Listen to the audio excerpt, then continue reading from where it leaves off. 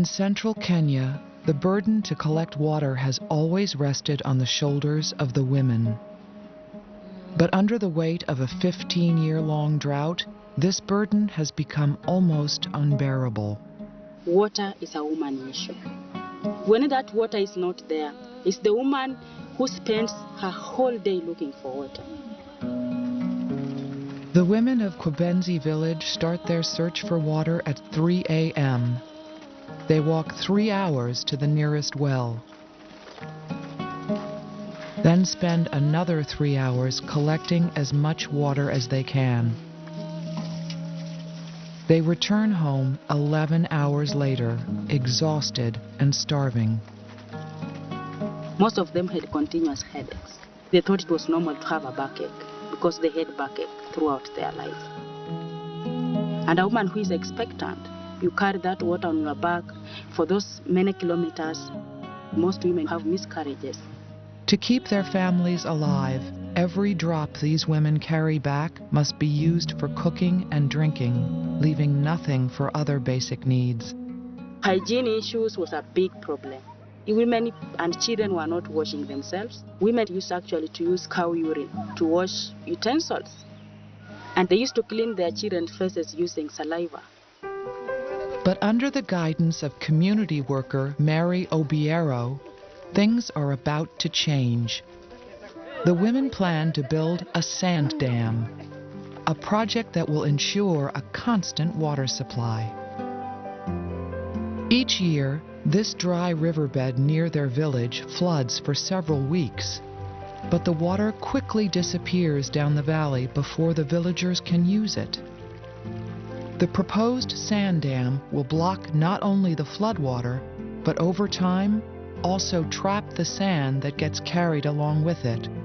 The trapped sand sponges up the water, then acts as an underground storage tank which the villagers can dig into during the dry season.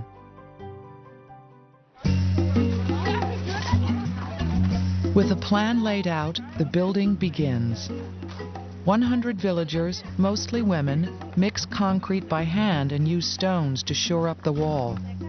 It's a 12-hour day, but there's no time to rest, because with the drought getting more severe, building the dam is now a matter of life and death. A community that lacks water lacks everything.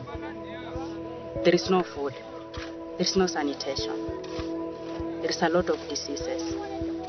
Children die before they see their first birthday.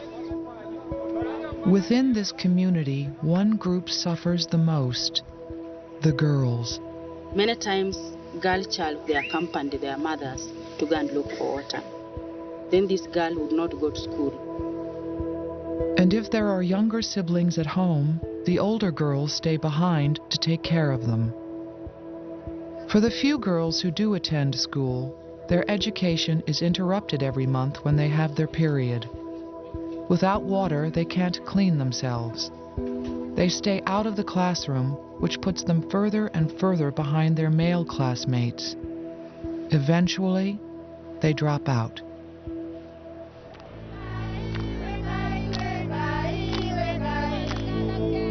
It's 3 weeks later, and the sand dam's complete.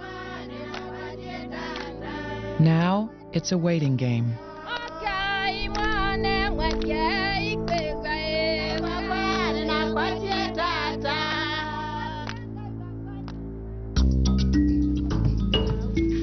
It's only been a few months, and life here has already been revolutionized.